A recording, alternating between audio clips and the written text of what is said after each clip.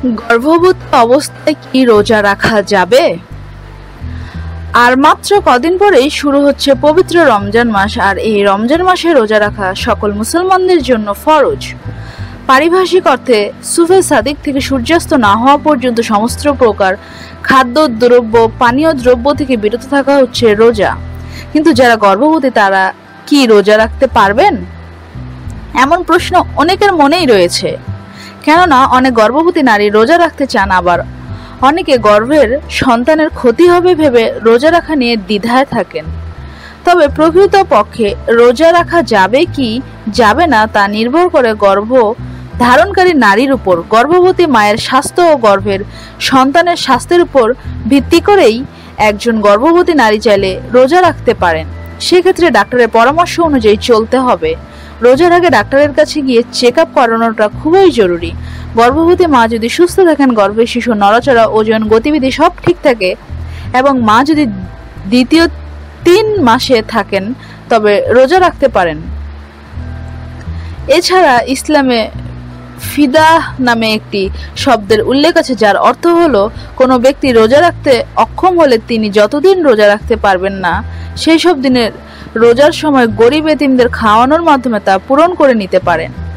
তবে হ্যাঁ, গর্ভবতী মা ও গর্ভের শিশুর কোনো ধরনের শারীরিক সমস্যা না থাকলে বা কোনো ক্ষতির সম্ভাবনা না থাকলে অবশ্যই সে মা রোজা রাখতে পারবেন। সেক্ষেত্রে গর্ভবতী মায়েরা যেহেতু সারাদিন কিছু খেতে পারবেন না, তাই ইফতার ও সেহরিতে পুষ্টিকর খাদ্য বেশি খেতে হবে। খাবারে রাখতে হবে দুধের প্রাধান্য। আসুন জেনে নেওয়া যাক গর্ভবতী মায়ের সেহরি, ইফতার এবং রাতের খাবার মেনু কেমন হবে। সেহরি। গর্ভবতী মায়ের বুক জ্বালা বা গ্যাসের সমস্যা থাকলে সেহরির সময় যে খাবার গ্যাস হয় বা বুক জ্বালা করে ওই খাবারগুলো অবশ্য বর্জনীয়। ক্যালোরি ও আঁশযুক্ত খাবারের দিকে নজর দিতে হবে। পানি শূন্যতা ও শরীরে লবণের পরিমাণ কমে যাওয়ার প্রবণতা এড়াতে পানি ও তরল খাবার বেশি গ্রহণ করতে হবে। যে কোনো ফল যেমন আম, কলা ইত্যাদি সেহরির মেনুতে রাখবেন। ফল ও আঁশযুক্ত খাবার ধীর গতিতে পরিপাক হয় বলে ক্ষুধা কম লাগবে। ইফতার।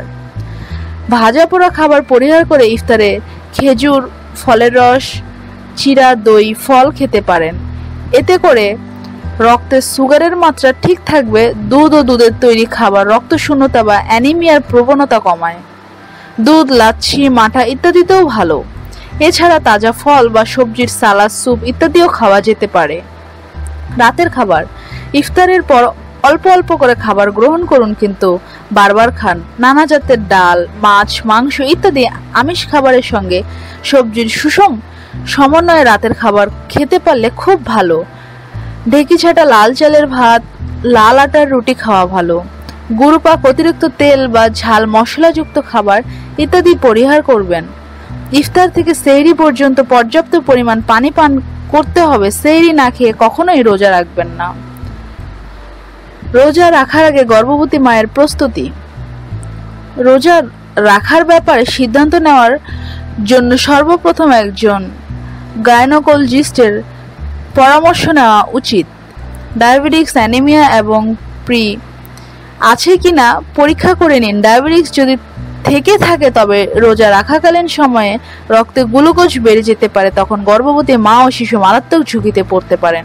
এছাড়া অ্যানিমিয়া আক্রান্ত মায়েরা শারীরিক দুর্বলতা অনুভব করতে পারেন। তাই অতিমাত্রা অ্যানিমিয়া আক্রান্ত মায়েদের গর্ভাবস্থায় রোজা না রাখাই শ্রেয়। রোজা শুরুর পূর্বে একজন পুষ্টি বিশেষজ্ঞের পরামর্শ নিয়ে ডায়েট প্ল্যান তৈরি করে রাখতে পারলে ওই সময় গর্ভবতী মায়ের শরীরে পুষ্টিমান অটুট থাকে। রমজান শুরুর পূর্ব থেকে কফি, চা এবং চকলেট খাওয়া কমিয়ে দিতে পারলে ভালো, কারণ এগুলোতে ক্যাফেইন থাকে, যার ফলে গর্ভবতী মায়েরা রোজার সময় পানি শূন্যতায় ভুগতে পারেন। রোজা রাখা অবস্থায় যে বিষয়ের প্রতি যত্নবান হতে হবে, শরীর ওজন সবসময় পরীক্ষা করুন। আপনি খুব তৃষ্ণান্ত থাকেন কিনা সেদিকে লক্ষ্য রাখুন। প্রচন্ড মাথা ব্যথা অনুভব করছেন কিনা, বমি ভাব বেড়ে যাচ্ছে কিনা। গর্ভবতী মাকে সবসময় বিশ্রামে থাকার চেষ্টা করতে হবে। সেই সাথে দুশ্চিন্তা মুক্ত, চাপ মুক্ত থাকতে হবে।